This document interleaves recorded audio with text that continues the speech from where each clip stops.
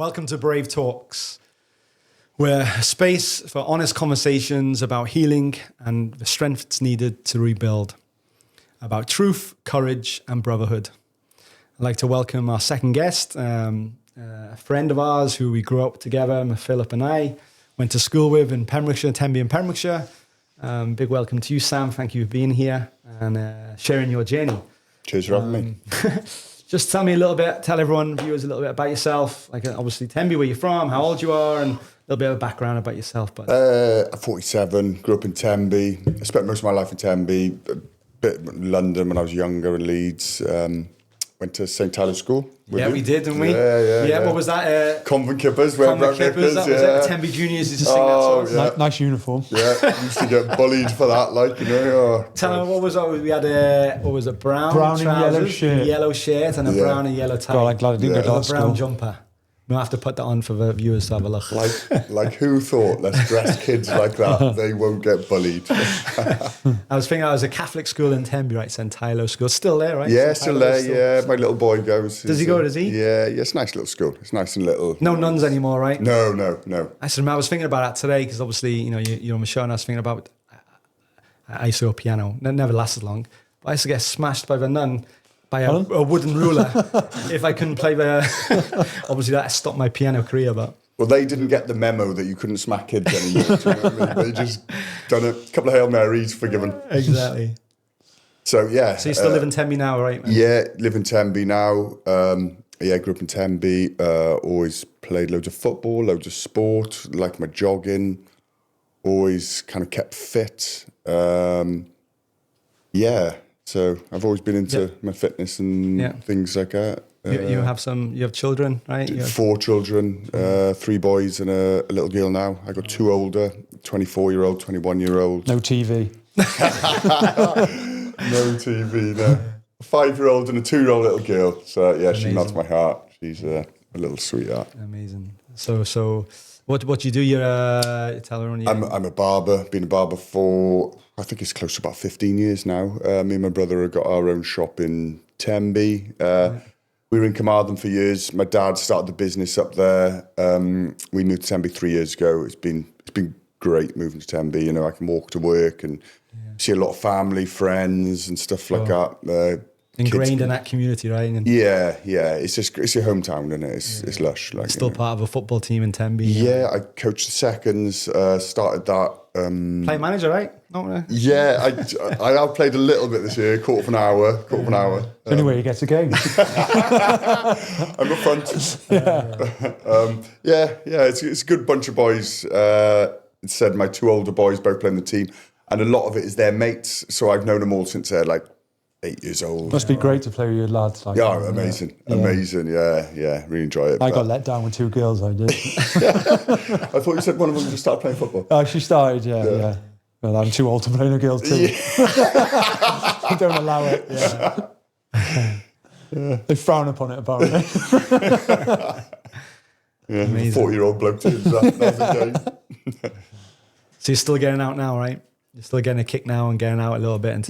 I've since my surgery, as I said, I had surgery this year, March time. I've managed to get a quarter of an hour one game and 10 minutes the other. So run a few lines. Yeah. I remember on social media you actually played when you were going through your treatment, didn't you? I played while I just finished my chemo.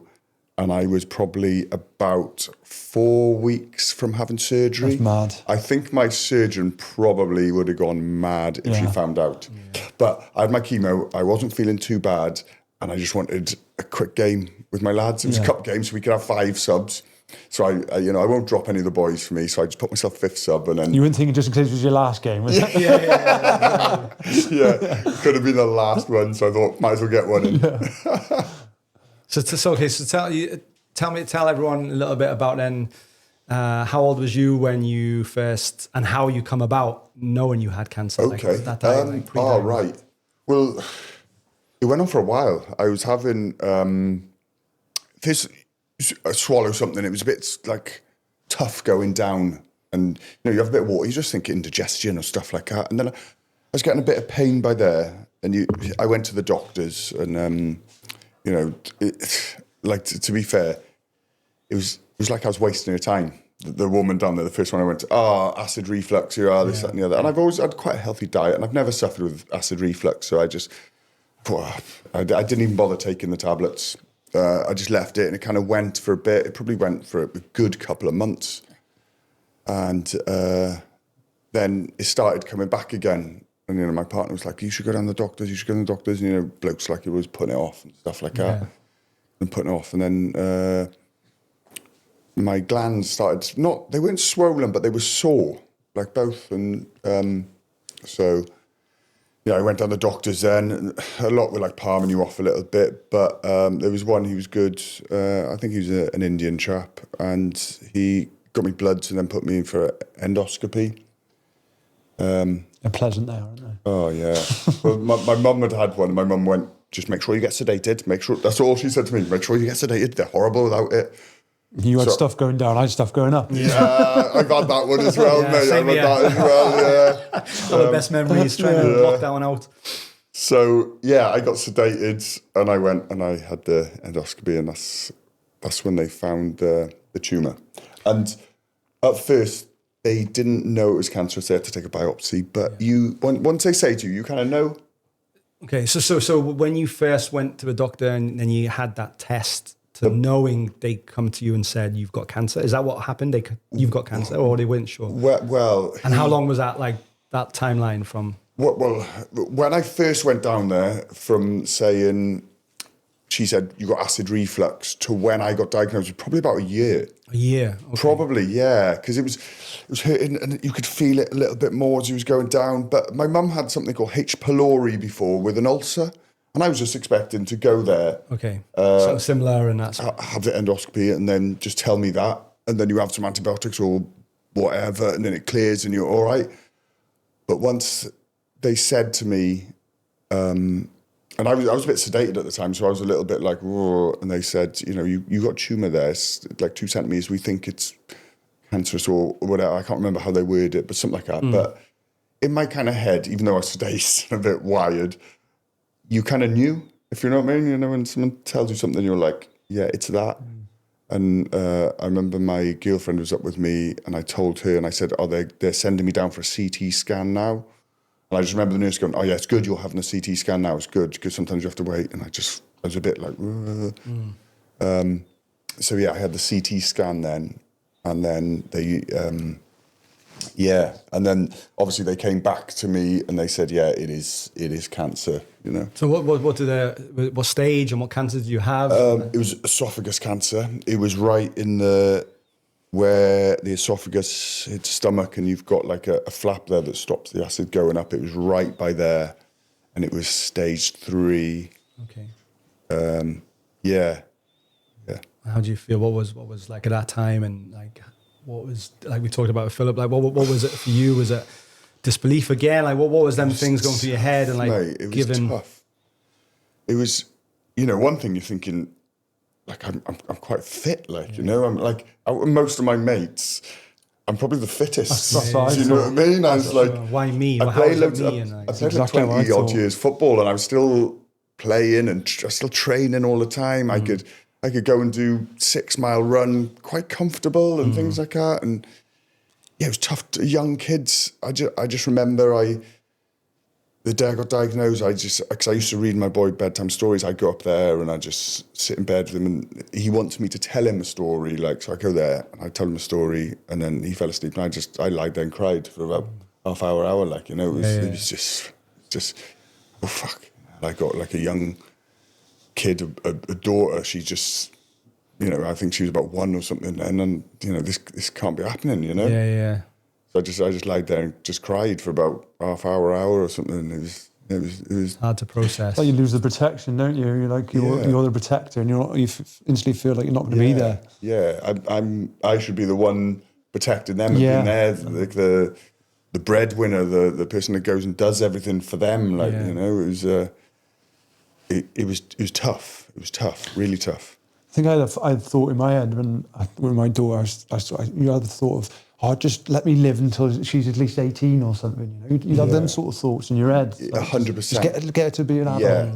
and then that's my job, you know, and then take me or whatever. If it's going to be like that, it sounds terrible. Like put them on good footing, make sure they're secure let me just and they're finish my safe. job. Yeah, 100%, mate. Yeah, so I had that. Little Owen was born in March, and I got diagnosed in May. Oh God. Yeah. And it was like official diagnosis, and it was like 2 months old. Yeah. I've been trying for a kid for 12 years, and you have a son, and then you're like, so it's like it's amazing what goes through your head, isn't it? It's like and it's like obviously your partner was your girlfriend the first one you told, or was that my girlfriend? Was that the diagnosis? Like who was the first people you told? As I said, when I was in and I had the endoscopy, she was there with me. And she knew then, and she was like, oh, it might not be cancer, and I knew it was then, even before they came back with the thing. I said, it is.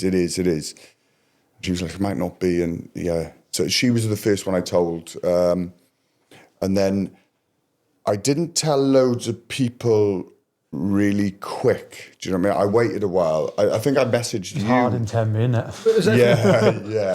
Through Philip, like. I spoke to Philip, right? Yeah. Phil before I got diagnosed about his, and then I know he was going through a rough time with the Crohn's. Yeah, with the change of the bag. Yeah. So I messaged you, and you told me to buy this book. Metabolic Approach, and you said to read it. Cancer, yeah. And by the way, I'd recommend everyone just to get that book, Cancer No Cancer. Yeah, it's the most amazing book. I've actually had. You didn't send me that. There's no pictures in it. There's no pictures in that one.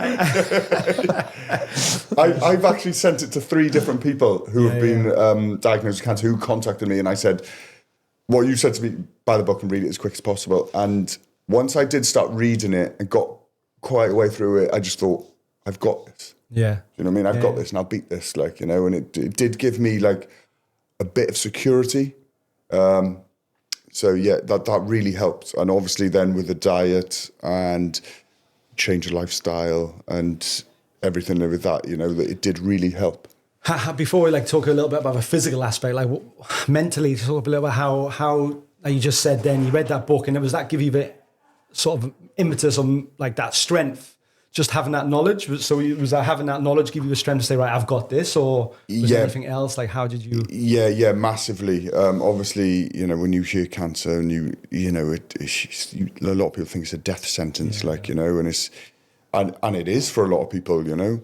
But once I started reading that book, and reading that book did change my life, not just food wise, but what I wash my clothes with, what I brush my teeth with, what I wash with. Deodorant. I had deodorant for 4 years. I'm the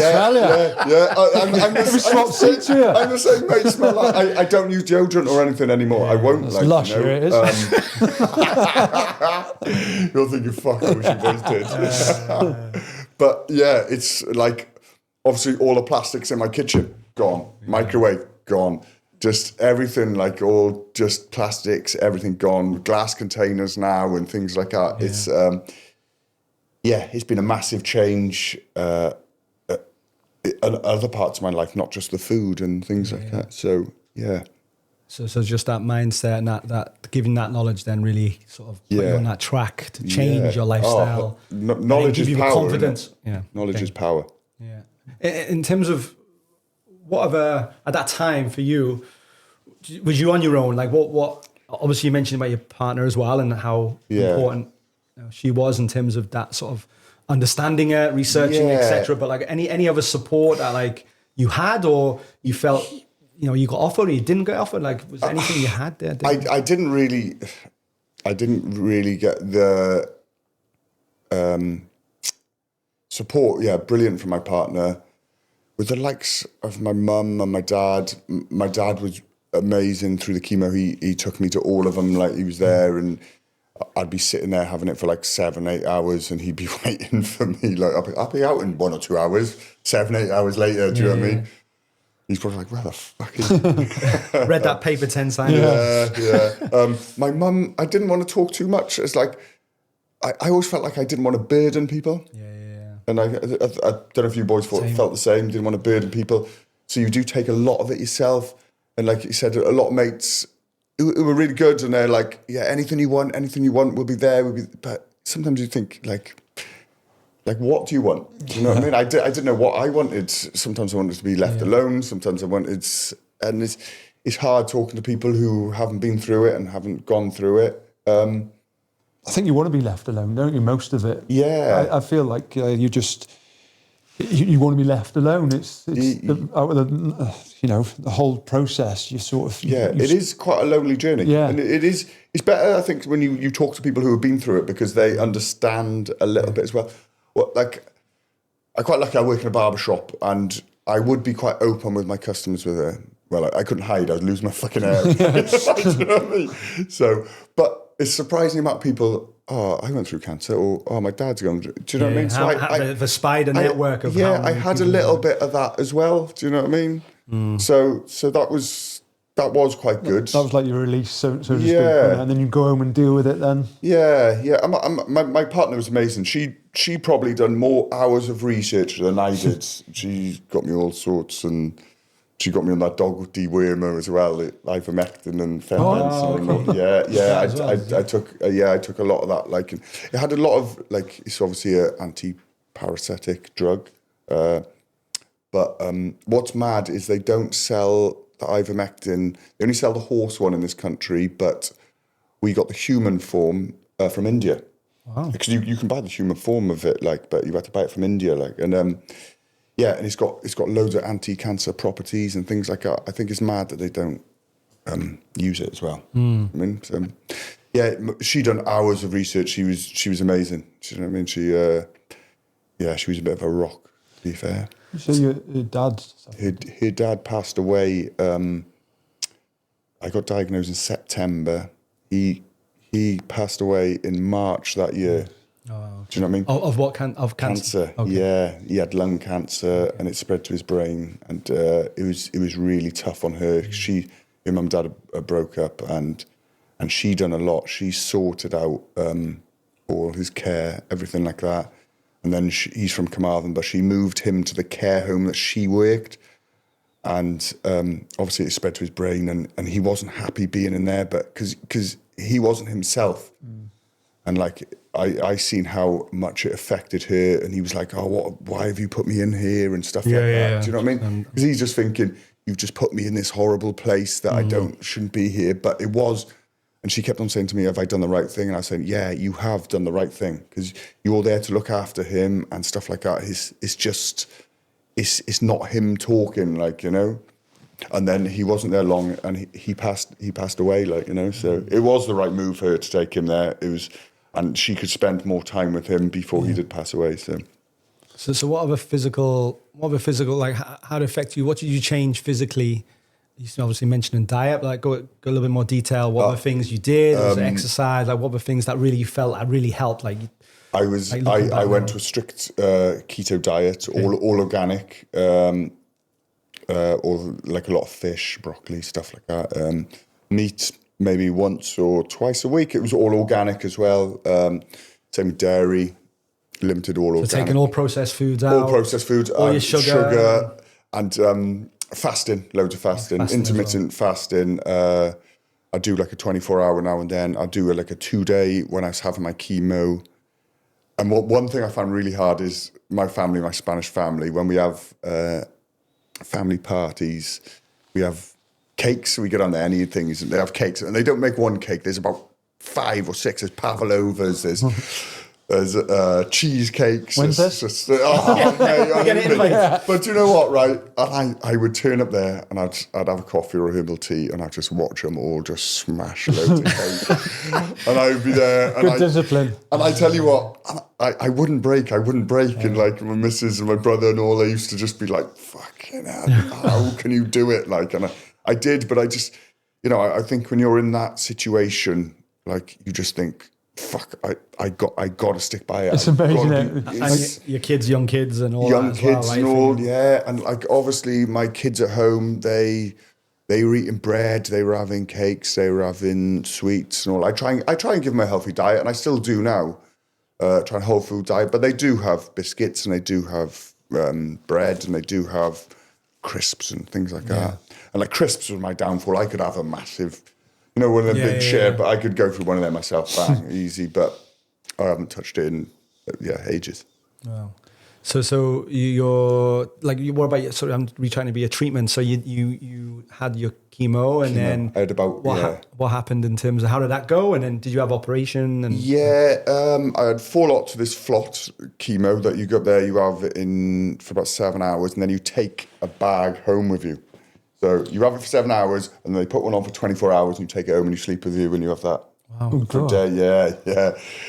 Cuddling up to that at night. Isn't it? Yeah. So, I didn't like the kids by me when I still had that. Like, you know, Is that a needle in you then? Obviously. so you got I had a pick line. Oh, Do you yeah, have the I've pick seen line? them, yeah. So the pick lines goes in under this. there. Yeah. So it's a little mark there, and it goes above your heart, and then Yeah, it's horrible having people round you, innit? yeah. So I'd have this bag with me, and like, so I just want to be locked away. I was in the spare room, and I just want to be locked away having that.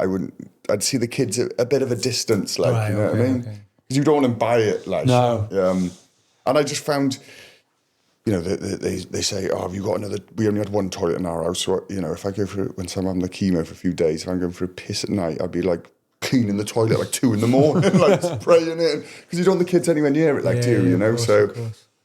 Yeah, so I had 4 lots of that. It got delayed a couple of times because once my white bloods weren't as good because I'm a bit like that. The NHS were like, oh, take these injections, they'll get you. And I was like, oh, I'll be all right. I don't need them. And yeah, I should have took them. It delayed that a bit.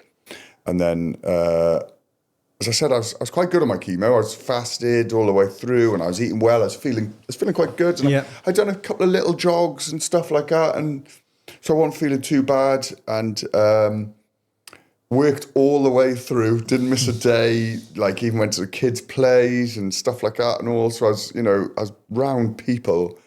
And then the week before Christmas, my boy came back with a flu.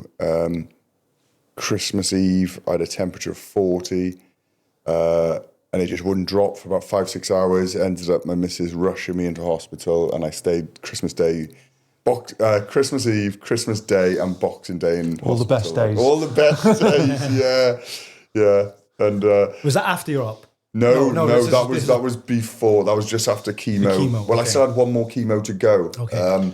So I'd done that. I was in there for them 3 days. To be fair to my missus and my eldest boy, Leo, they brought me a Christmas dinner up from my mum's. So Not the cake. Not like, do you know what? Not the 5 cakes. Do you know what? They did bring me a cake, and I did eat it. That was the only. We'll delete that. Yeah. No, it was Christmas Day. Yeah. And that was the only treat I had. It's amazing how you were able to, like with the different chemos, he was able to work. Because like I was saying to Sam earlier about my one with injection, when it got to injection, it was like every 2 weeks. And I was like, for 13 days, I was out of it. I was done. And I was like, I'd be saying to my partner, phone him up, I can't come in tomorrow. I'd just tell him. And honestly, you'd like 10 hours, 12 hours before, I'd feel fine. It's like it just go. And the way they time that drug to work. Someone else told me that as well. They said like a day or so before, and they'd just be like, oh, yeah, I'd be honestly dribbling and crawling to bed. Wow. I didn't miss a day. And there was one day, because they delayed it for a day or something, and I had that bag.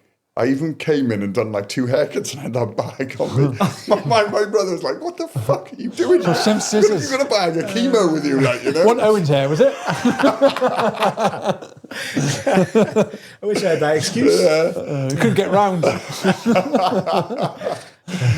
So yeah, I finished the chemo then, and as I said, I think I spoke to you and you said, get yourself really fit for the op. Yeah. And so I did. And then, so when I finished the chemo, I started boxing with Mark. Okay. He does a breakfast club, he calls it. And 3 mornings a week, 6 in the morning till 7:15. And I tell you what, going down there changed my life. And I still do it now. I still do 3 mornings every week. And I'm pissed off if I miss one. Like, you know, I probably prefer it a little bit more than football training now. Yeah. So I think with football training now, because I've got older and you're slower, and some guy's like 20 and he's beating you to the ball, you're like, I'm the same with weight training. I feel like the addiction to that now rather than the football. Yeah. With the boxing, you're on the bag, you're doing 5 rounds on the bag. It's up to you. Yeah, for sure how much effort there's not someone punching you back. We warm up 5 rounds on the bag and then punch circuits, exercise in between. You get the mental benefits back as well, don't you? Oh, brilliant. And like Mark, like, I've been to that breakfast club as well when I was back last year. I went there, it's great. Even when, you're struggling, stuff like that, you still take the piss bastard and just, but you need it sometimes, That's why I think with you, like, humour has been, like, I don't know, that humour, I think, is very powerful, right? And just like whether it's yourself or someone else, but I think it's sometimes blokes need it, don't they do, and I think, it's got to be timed well, obviously.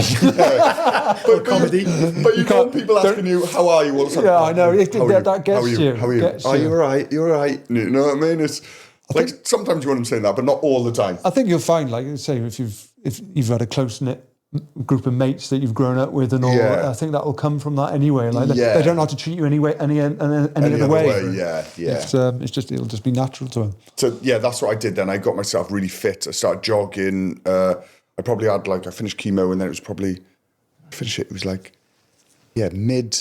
mid January or so. I finished chemo, and I had my op the 11th of March.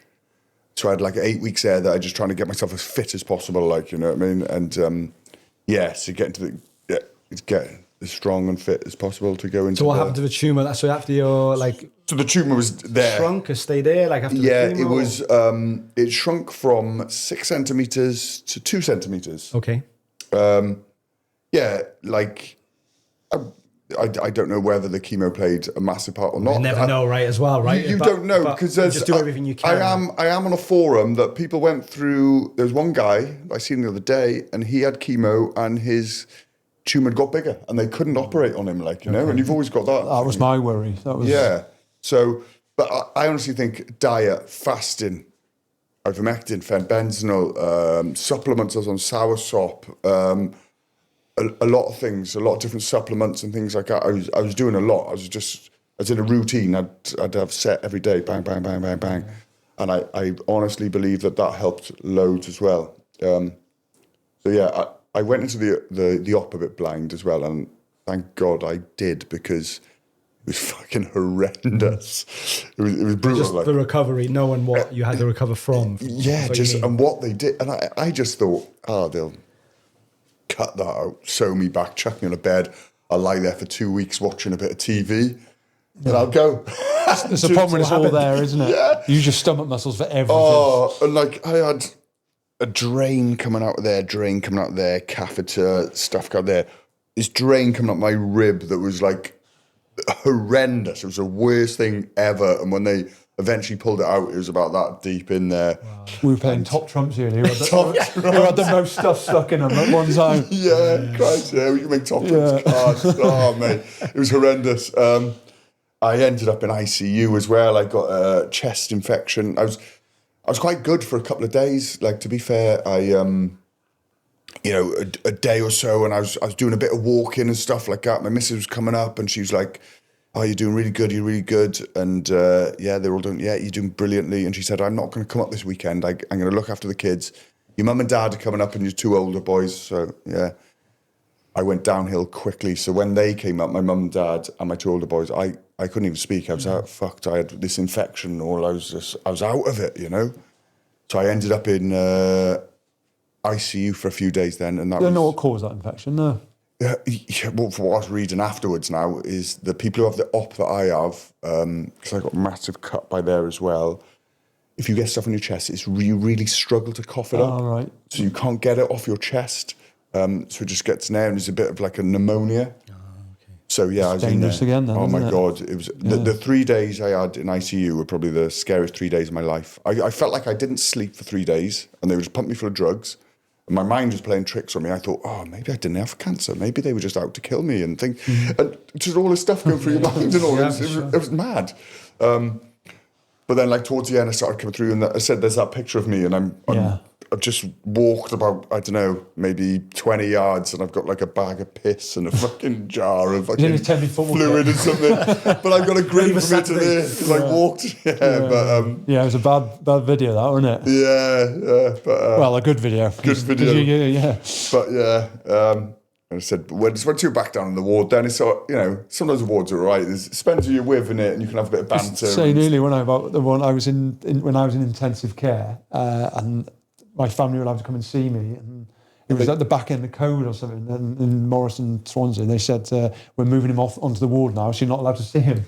And my parents were like, well, we're allowed to see him on intensive care. You couldn't have any visitors. To be fair, it lasted only a week because they did get rid of all the COVID regulations then around that time. But yeah, it was mad. They were allowed to come and see me in ICU, but not on the ward. Well, I was up in Cardiff, so it was a bit of a trek for my missus. And to be fair, she came a lot. But my mate Trav, he lives in Cardiff, and to be fair to him, he popped down to see me every day.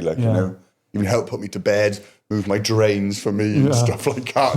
You know what I mean? With what a mate, with his weight in gold. Yeah. How have you stayed so, because I obviously I know your journey as well, and a bit like Philip in terms of what you've had to go through from recovery and operations and just that physical element. How have you stayed so resilient, I suppose, and so strong? I think the same. Like Phil, you've got people who rely on you. I had young kids at the time, and you're thinking, fucking hell, you got to be there for them. You got to be you can't let it beat you, can you? You got to do everything you can. I said I threw everything at it. Do you feel positive mindset? Yeah, I think that's one of the things as well. We with Brave Roots, and what we're trying to do is, of course, educate with. As well as obviously the physical element and, the food and nutrition and, being more active. And obviously everyone has their medical journey, and we're not talking about that medical journey because that's very, it's very personal and to that person and how they deal with that. Yeah, but I think it's a basis, isn't it? It is a basis. Of fitness and good diet. It's got to be a basis for anything. But I just feel that resilience, that mental positivity, I look back now, and for me, and hearing from you, just you've been so strong, both of you, just with that positivity and mindset. This is not me. This is not breaking me. I'm gonna and I feel, and I've spoke to and just a number of people I know in the past before me. I know I've had cancer. Some have survived, some have not. And just talks and discussions out of people. I just feel like society, in a way, there's too much fear, and we don't get informed enough about. When we talked about, go for a beer and, have apple crumble custard is okay. But I just feel that we're not informed. And when you have cancer, and it just feels like, and maybe because there's so many people and they haven't got the bandwidth to talk to people and go through it. But I just feel like my experience, they're not even helping people that way to be better. It's a huge battle. So you've got to have all the tools to face it. And I think, like I say, I feel today, if I don't go to the gym or I don't do any exercise or things like that, or I don't go off and have a big gulp of air at Scrinkle, I feel like crap. Yeah. So that's a knock-on effect, just like anything. If I eat a bloody big bag of crisps or donut, I feel like crap after that as well. Yeah.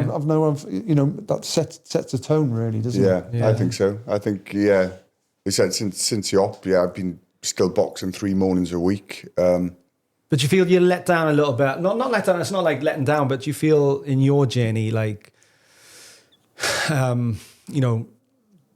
exercise, the diet, and just, being positive and that mental element, people need to get more knowledge and more understanding. Knowledge gives you the knowledge is power. Impetus to really kick on and give you that confidence. One of the problems was I had like the dietitian in the hospital, and when I was trying to say to him, he was with the sugar, I don't want sugar, and he was sort of saying, oh no, you need something to get you going a bit. And I'm thinking, he's trained in doing it. Yeah, it's a common fact about starving cancer. It's like they're sponsored by custard. I'm a construction worker, and I'm telling you, I'm sure it's better not to have sugar when you've got cancer. Yeah, in regards to what a fry. And they sort of said, the doctor said, there is studies out there, but there's not enough for us to say yet. Well, just agree then. Yeah. Well, do some study, do your own research. I just feel every little helps, right? Even if it's 1% of something, And that's why, we all feel very strongly about the platform, what we're trying to create here. 100%. If that 1% helps one person, that's amazing, right? Well, as I said, this journey, I've had 3 people contact me since, they've seen what I've done and how I've built myself back up and how I've been positive through it and worked through it and still played football and jogging. I'd done a 10K the other week as well. And I live my running life through you, actually. Or what you've run today, I'm like, let's do that. But I put them all onto the book, the diet, what I mean? But that's the bubble, isn't it? It is. You told me it's like and keep Chinese whisper, isn't it? No, that's what. And to be fair, there was one lad and he got on it. And I think his partner was messaging me, and she said he's lost a lot of weight. And I said, yeah, he will lose. Yeah. He will lose weight. He said you've cut out all the bad carbs and all the sugars and stuff like that. Of course, you're going to lose a bit of weight. I think a lot of people walk around a bit too heavy anyway. Yeah. What are you looking at me for? you got a thing as well. It's the why not give? You feel if something the worst did happen, right, and you were on that. Them final moments, and you didn't give it your best with these diets and this health thing, and you just think, well, you've been given you've not been given a chance. You might only have one chance. Why not do it to the best of your do ability? And then you leave nothing on no excuses at there. Then you did your best, no matter what happened. For sure, through everything at it. Yeah. And especially when nowadays there's so much conflicting research, whichever side of a coin it is. That's the hardest bit. No, but that's what I'm saying. But it's not just like this is the only way, so we must follow that way. But it feels like there's so much fear in people who get cancer that this is the only way there. That you have to go. Yeah. And it's only medical field, roads, nothing other stuff. But that's because they're trained that way and that way only. Do you know what I mean? When there is a lot of since you put me onto it and I've looked at this, there is a lot of research out there if you look, but you have to look and you have to know where to look because if you just type in Google, mostly it just gives you the run-of-the-mill, the bog standard stuff, doesn't it? Do you know what I mean? Yeah, of course. But if you know where to look, you can be like, bloody hell. That's It's the documented videos you watch, don't they? I think they're quite informative and all, and people that have been through it. And I think you sent me one with that cyclist bloke. And he didn't even go for the chemo, did he? He did fasting and all, and he had the same cancer. And he got rid of it just through all the fasting and all. Yeah, and it's different people. Again, like I say, I'm not sat here advocating don't do chemo and that. It's the same with me. As I said, I had chemo, I had surgery. I'd have loved to have done it all natural, but sometimes you have got that bit of fear. And I think when I went, obviously I'd done the fasting and the chemo, and to be honest, when I changed my diet and I'd done the fasting, I stopped feeling it by there. And my glands all went back to normal and stuff. And I was like, I could eat anything. I didn't feel it and stuff. And I was saying to Mrs., if it would, for all I know, I could have gone there and I could have had my PET scan before the surgery and it could have gone but it'd gone down to 2 centimetres from 6. So that's a massive, that's 2/3 of it gone, I'd love to know the bit about when I did the diet and went back and how bad it was and how much cancer I had. From them to say, God, you've done really well. You got rid of nearly all of it. I can't remember them ever saying how much have I got rid of, how much is left. Like Sam saying his went from 6 to 2 or whatever. I was never given any detail. Fine detail. Yeah. Did you get a report? I can't ever remember getting that. It was just we can operate. Because that was always the thing. Hopefully we're getting rid of enough to operate. So it wasn't really a detail like Sam had. Well, they only told me. I never seen any graphs. I never seen I never seen anything. But it was obviously it had shrunk a good while. Didn't they get you? Didn't they, after saying, "I'll go for a pint with your mates"? Didn't they get you in afterwards to talk about didn't you have to have an interview? Do you want to do an interview about what you did and how you did it through nutrition? Was that that was nothing to do with that was what was that to do with? They wanted to ask me some questions about with a diet and all, because I'd obviously been in the hospital trying to explain it to them and all. I was just probably in there preaching on going on to all the other cancer patients. We don't have that cancer. Just sat in my bed talking to everyone, and I think they just thought, oh, let's have a listen to him or something. And they just I think I was probably a bit too like a preacher sat there.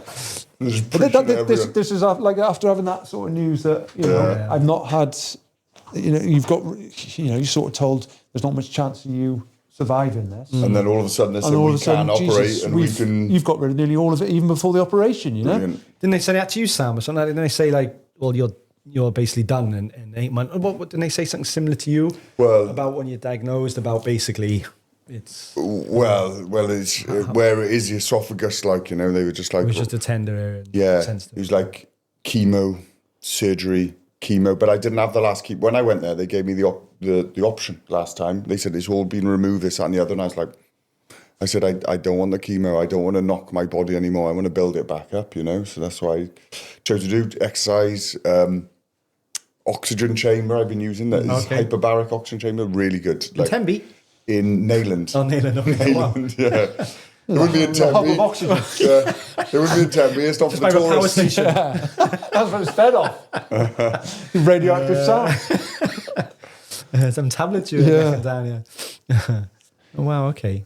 So if you were, where do you sit now? You're since your operation, you're cancer free now. Cancer free, yeah. You have to go and have scans every Philip, you say 8 months. I'm 12 months. Where are you on? Well, what they've said now is instead of having scans, I go and talk to someone every 3 months. Well, that's good, isn't it? Yeah. Okay. So I go. So that Uri Geller or you bent some spoons? I don't even know who I talk to. It's just I go see a woman in Carmarthen, and then she'll obviously say, "Are you feeling all right?" And if I'm feeling all right, then that's the odd thing, isn't it? Because people don't even know they've got cancer. Yeah, that doesn't make sense to me. So you're not getting any scans on your follow-ups? No, I did have a scan after I say I was cancer free, and I did go to have one the other day because my liver's been high. So they've been kept on giving me blood tests, and I went to have a scan the other day, but I've developed tinnitus from it. My tinnitus was raging that day, and I said, look, I don't want to die. And they were like, they said, we won't just give you the CT scan. So I was like, all right. But my liver's gone back to normal levels now. So because I say I kept having, when I had the Crohn's and all that, I kept having, they just kept doing blood tests, and I kept saying this isn't right, and I sort of said to her, I need a scan, and it wasn't until they did the scan that they found the cancer. So it's just mad that he's sat in a room talking to someone. But then I was speaking to the guy that works, my oncologist, the other day, and because I was talking about that I didn't have the scan because my tinnitus it's only just started and it was really bad that day, and I didn't want anything to make it worse. And he said, it detects early signs of cancer. And I said, yeah, but I've been told I'm not going to have a scan now. I'm going to just talk to someone. And he went, oh, that's good. They must think you're not high risk or something. So I was just like, all right, okay. We'll have to get a professor or a surgeon on the next show, won't we? Yeah. They're probably sat there ripping this show apart. Yeah. He doesn't know what the hell he's on about. Doing it. It's stuff you've got to know, isn't it? It is. It'd be nice to know why. Yeah.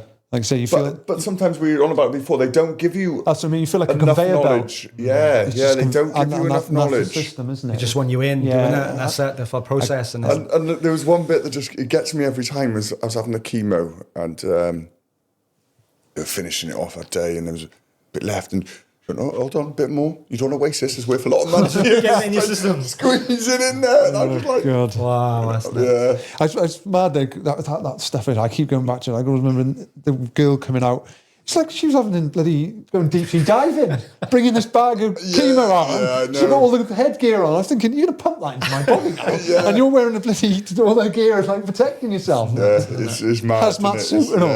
It is when you step back and just think about it. It's crazy, isn't it? But I just think about what has gone on the last year or so. It has just been insane, insane. So just, again, someone listening now and, having a similar sort of journey to, what for you do you think, what would you say to that person now listening? Like how? Me? One or two takeaways you feel just... Change your diet straight away. Change it. Like if I got diagnosed, say I was... someone else and I got diagnosed today, first thing I'd do is start fasting straight away. And change my diet straight away, and I'd just be positive. But I think the diet and fasting is huge. Massive. I think it played a massive part. I think Phil said before as well, when we like going through chemo, both of us, and I was on the diet and fasting, and people come in and, oh yeah, I'm brilliant, yeah. Went for a jog this morning and stuff. They're like, what the fuck? Didn't have any biscuits, that's right. Yeah. They're like, I feel like shit. Like, yeah. So I think people just couldn't like get their head round it a bit as well. But yeah, I felt good, and like especially when I was on the, because you're using a fat as your fuel, isn't it? And it's like you wouldn't have any crashes in the day. No, that's amazing how you that. hit there and you'd just be like all day, just like that. I look back when I used to feel that. I used to get just a Mars bar and a bottle of Lucozade, like even as an adult, not as a kid, just to get me through. And it just shows. I look back and go, I said what to was Sam, I right, doing? Mr. Kipling's got more transport than Pablo Escobar. Yeah, it was. So they're the points I'd put people on. Yeah. If I got diagnosed today, I'd just go straight on a fast, straight away, bang, and then change. I think a positive mindset. Try and surround yourself by good people as well. I don't know if you that explained to me once about the sugar, like with the glucose in your body. So this is quite a. So the normal cell will survive longer than a cancer cell. So if you starve yourself of the energy that goes in your body, then the cancer cell will die first. Yeah. Is it so? It's all related. The other cell will use fats afterwards, won't it? But it's like a balance of like trying to kill off all the cancer cells first. It's, there's big evidence for that. Yeah, there is. I think Dr. Thomas Seyfried is a big one. I think I put you on to him. Yeah. From Boston, I think Boston, who's just like listening to him and how it's a mitochondrial damage to your cell. That's basically in how with glucose and that's a lot what that book goes on. Yeah, it does. It does. Just a metabolic approach. It's like people speak about it, the DNA. It's a very different. But when you read that book, I just say to that. That's the point I'll put I'm trying to explain to people. That little snippet there, I try and say to people about how it should work when you're doing this diet. You fix your terrain, innit? You fix your terrain. You do, yeah. And so you make it so the cancer can't live there, like, you know. Well, mate, thank you very much for sharing your journey and just a big well done and like shout out from me and like again Philip, just like resilience. You're very. You could see it in him, couldn't you? No, you can. And I sat down with you. I remember we jumped for a little coffee, and I was back at Christmas one time. I think it was in between your last just before I was going my last chemo. It was. I don't know if that was when you fell ill or before or after. I think maybe before you fell ill. Just before I fell ill. Yeah, I was only ill for a couple of days. To be fair, they just pumped me full of drugs. I was in there for like the 3 best days. Pumped me full of drugs, and I was all right then. But the one good thing I will say, I was there. It must have annoyed a few people who were in A&E that I had my own room. And by the last day, I was all right, like, you know, Boxing Day. And I'd be like, I'm going to pop to the shop. And I'd be go to Marks and Spencer's, get some food, get a coffee. And I'd be walking past my bags. There'd be people like, you know, they had like on a desk or a chair by underneath the desk. And I'd go in my own room. They'd be thinking, who the fuck's a dickhead? Popping out to the shop, coming back with the goodies and all like, he's got his own room. But well done to you, mate. Just like, and I just think you're a testament of just being strong and like we think strength is very different, men, don't we? And definitely. And I'd say the same with like you talk, you opened up, you engaged, and I think that's really, really big. And then like, but I think that'd be a good thing for brave roots, for blokes to open up, because as I said, is like a lot of people I didn't want a burden, but when you talk to people who have been through it, I think you could talk more about it. I think that I want to help people now. Of course, I want to. As I said, I've had 3 people message me. I'm probably pestering people that have had it. Would someone get that, please? But I've had 3. I've got another person, a friend of mine from Cardiff, a friend of hers, and she messaged me the other day. She's just been diagnosed with breast cancer, so I put her onto loads, and she's go through, and she's just like, "Oh, thank you for all the information." I said, "Look, anytime, just message me. Like, you got my number now. Just." You know, don't go through your friend, just go through me. If you need any information, just drop me a message, you know? I'm more than willing to help people, and you want to help people on their journey and stuff like that. For sure. You know, every little bit helps. They said knowledge is power. Indeed. Wish we knew that at school, eh? I didn't at school. I thought flicking a rubber off a ruler was. Just again, I'll just these little quick questions and just a quick fire, same sort of thing. But sunrise or sunset? Sunrise. Sunrise. Yeah. Do you practice that now? Like I'm an early riser, and anyway. sometimes I go for a jog early in the morning, and I like sometimes I always got a route, and I come back through Tenby Harbour and across the North Beach, and if I can time it right and the sun is rising, Coming out no better place, is there? Best view in the world, then. Mate, Isn't it? do you know Best view in the what? world, yeah. I still stop and take pictures now. Do you know what I mean? I'll be jogging. I think, fuck it, I'll have a picture. Like, you know what I mean? It's stunning. Like. Yeah, we're lucky where we Yeah, live. we are lucky. We are lucky. One word to describe your journey so far. One word.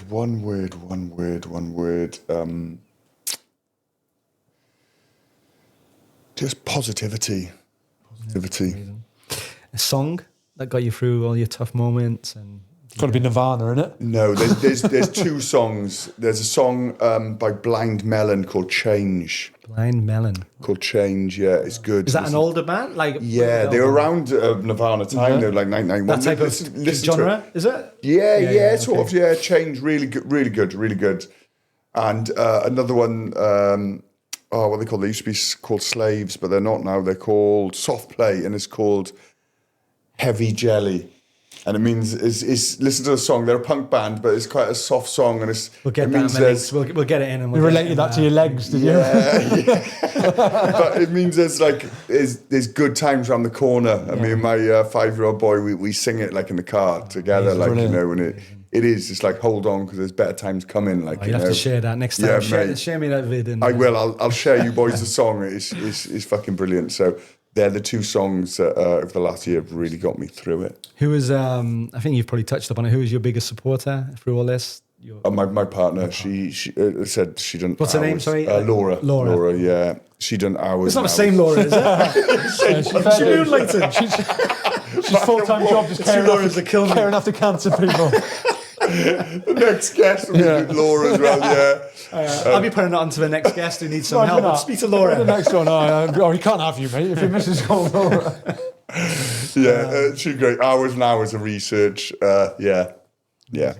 What makes you last one? What makes you alive today in terms of like what's your driver? My drive. What's- Do you know What what? keeps you going? You know, getting on the morning runs and I want my kids to be proud of me. Like, you know, I want them to like my older boys they're older, and I play football with them, and we've had great times. You know, we used to share a pitch together and stuff like that. It's amazing. You know, my younger boy now, my girl. he's how old? He's 5. He's just started playing football. I don't think I'll be able to Keep have a up. game with him. But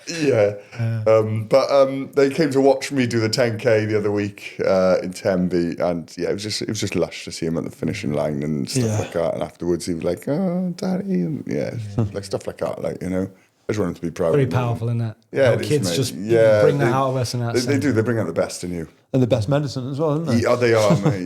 Yeah.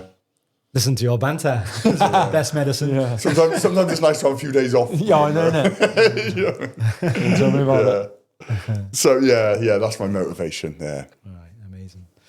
Well, thank you, mate, for being here and sharing. It's been really, really impactful, I'm sure, for people listening and stuff. So, No problem. really, keep her up, man. And, Cheers, boys. Yeah, amazing. Cheers, mate. Well, this has been Brave Talks. Stay connected, be brave, and we look forward to seeing you at the next one. Ciao.